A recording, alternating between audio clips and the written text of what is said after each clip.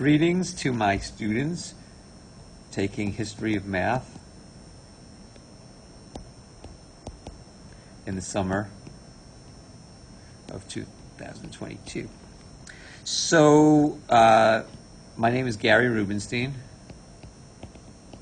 and I'm sorry that I'm not able to be live for the first two lectures, but I'll be back for the other ones.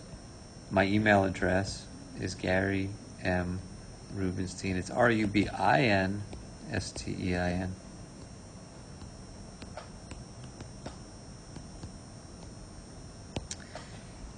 Now, in this course, we're going to go through the history of math starting around 2000 BC and progressing towards the 1700s. And you'll see that math was not invented just in ancient Greece, but that math has been developed in cultures all over the world. And the first culture we're going to look at are the Babylonians, which is, in the Middle East. So to study the Babylonians, to study their math and their algorithms, and we're looking back starting around 1600 BC. We can't understand their math until we understand their number system. So we can't interpret their algorithms if we don't understand their number system. The Babylonians were the first culture to have a positional number system.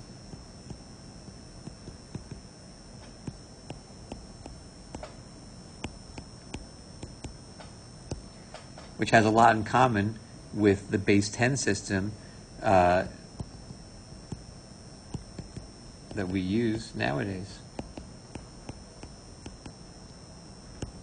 A couple of things about the Babylonian math. One is that we, unlike some cultures that wrote on like a papyrus that would disintegrate, the Babylonians did their math on these clay tablets that have survived for thousands of years. So we actually have a lot of Babylonian tablets. Some of them just had mundane things like shopping lists that have been preserved for thousands of years, but there's a lot of really good math that they did, very sophisticated math, actually.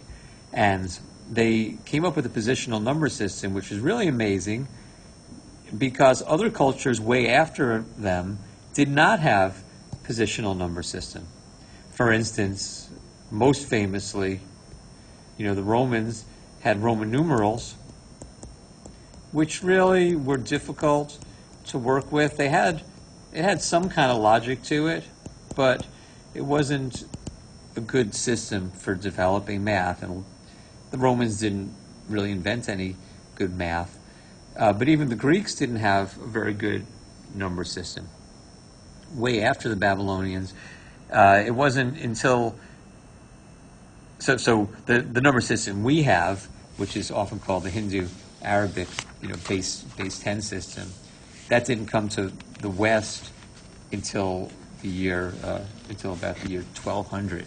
So the fact that the Babylonians had a base system is really amazing. Like I said, they had it, but other cultures did not have it that were after them because it wasn't shared.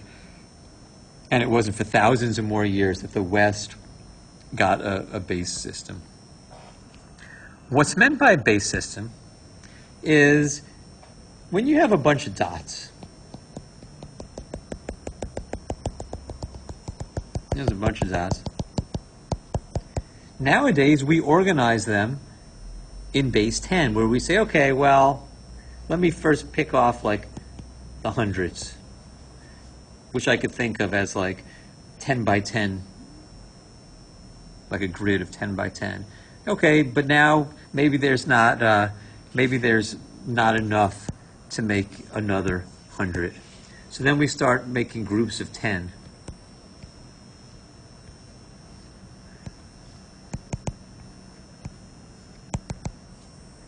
Maybe there's 5 of those. And now there's not enough dots left over to make another group of 10. So then we just start making groups of 1. And we call that number 254. The 2 is in the hundreds place. The 5 is in the tens place. And the 4 is in the ones place. When we see 254, we kind of in our mind imagine 2 hundreds followed by 5 tens, and maybe as if you in elementary school you had these manipulatives where you can experiment with the base 10 system, and they had these sort of plastic base 10 rods, they call them. Now, the base 10 system, you can imagine in some ancient culture where you have 10 fingers, and you start counting, how many sheep are there, and someone's counting to 10, and they fill up their hand with 10 fingers, so then they need, something like a stick or something to keep track of how many times they filled up their fingers, and in doing so, you can get, a basic, base 10 system happening. Maybe once you have 10 sticks, you then add on like a rock, and that counts as 10 sticks. Each stick counts as 10 fingers, and so on. Now, the Babylonians had a base system, but it was not a base 10 system. They had something called the base 60 system. But to understand the base 60 system, which is something I'm going to show you in the second lesson, today I want to deal with bases smaller than base 60, bases less than 10, and a couple that are bigger than 10, but not quite base 60. And the first one I'm going to explain to you is base 8. Now, the way base 8 works is the way you count in base 8, 1, 2, 3, 4, 5, 6, 7. There's only 8 digits, 0, 1, 2, 3, 4, 5, 6, 7. So like in this culture, it's a culture where everyone has, 8 fingers. So when they fill up their fingers and they want to have a stick to count how many times they filled up their fingers, what they would say for 8 looks like the number 10.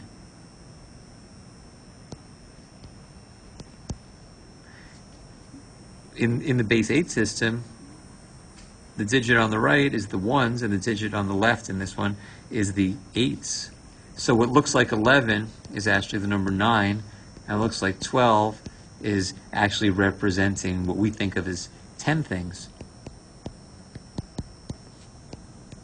And just to go out, what looks like 15 is actually 13 in base 10. What looks like 16 is 14. And what looks like 17 is 15. But the next number would look like 20, but it's actually representing 2 8s, which is like 16 objects.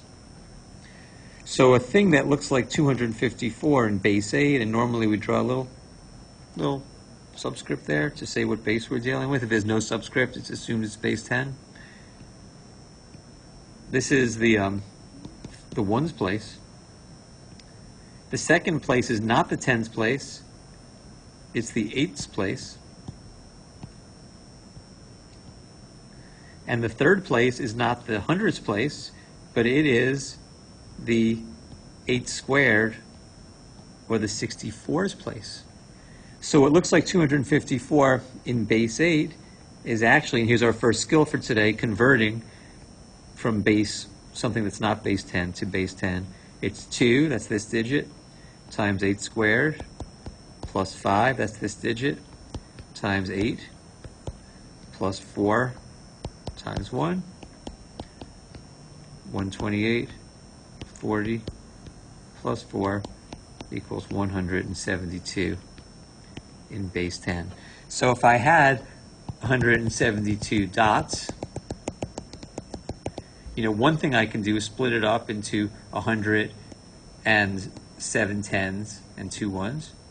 Or I could take that same group of 172 dots, and I could split it up instead into 2 groups of 64. and 5 groups of 8, and 4 groups of 1. It's still the same number of dots, it's just the way that we're describing it. And if you grew up and they taught you base 8 as a small child, this would seem totally natural to you, and base 10 would seem really unusual.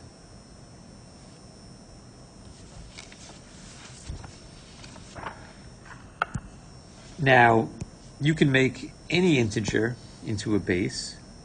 So let's look at an example with a very small base, base 3. Base 3 is kind of funny because it goes like this, 0, 1, 2.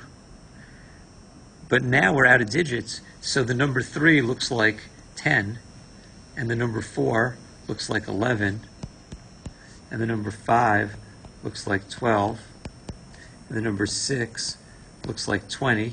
That's 2 3s. And the number 7 looks like 21, and the number 8 looks like 22, and the number 9 looks like 100. Because in base 3, you have a number looks like 211. The 1 represents the ones place. This 1 in the middle represents the 3's place.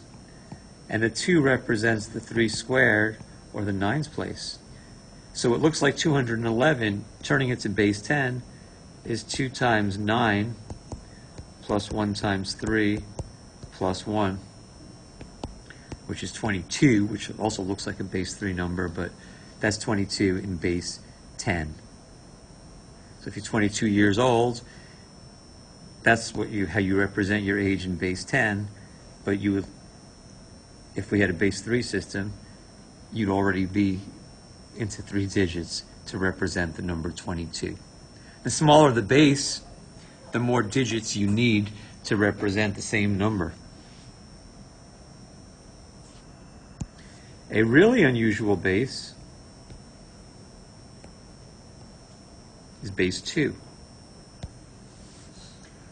Base 2 is not something that people cared so much about until modern times, when it became a convenient way to store numbers in a computer. But in base 2, the only digits are 0 and 1. So to represent the number 2, it looks like that, because in base 2, the number on the right is the ones place, and the number second to the right is the twos place. And the number 3 looks like 11, and the number 4 looks like 100, because in base 2, the third place from the right is the 4's place. So, base 2, you have these long strings of numbers, 1, 0, 0, 1, 0, 1, 0, in base 2. And to turn that into a base 10 number, we can write down what all the place values are representing. Every place value is one more exponent, basically. So the 2's becomes the 4's place, the 8's, the 16's, the 32, and the 64's place. And in base 2, there's only going to be at most, there's either going to be a 1 or a 0 in each place, so you end up adding together all the places that have a 1 in them. So the number 1001010 in base 2 represents the number 74 in base 10. So the big skill, for starters, there's 3 skills for today, and one of them is to convert from another base into base 10.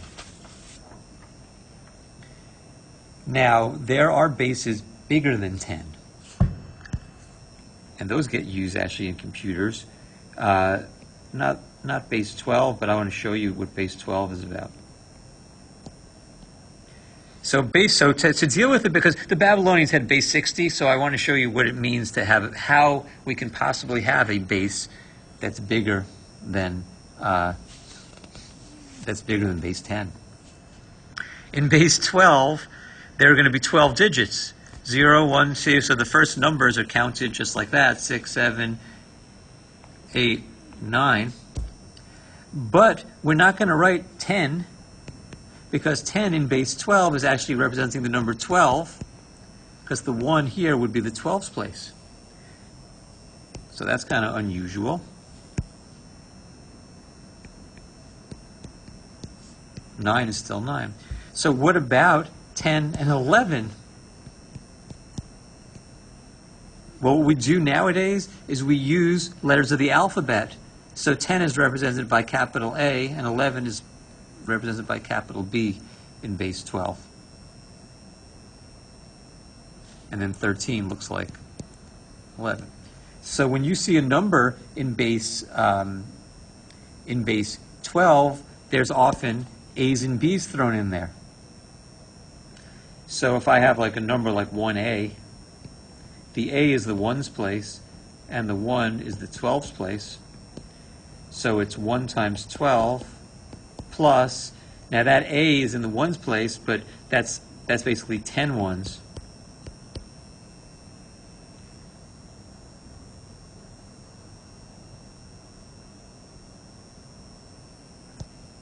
And 12 plus 10 is 22 in base 10. If you see something like B1A, we really should write the number there, because just because we see it, A and B doesn't mean it's base 12. There's other bases that are bigger than 10 that you'll use A and B for 10 and 11. So B1A in base 12 would be, this was the 1's place. This is in the 12's place. But the B is in the 12 squared's place, or the 144's. So we would say, well, B is like the number 11, so it's 11 times 144. And this 1 is in the 12's place, so 1 times 12. And this A, which is 10, is in the 1's place, so plus 10 times 1. And it would become 1,606 in base 10.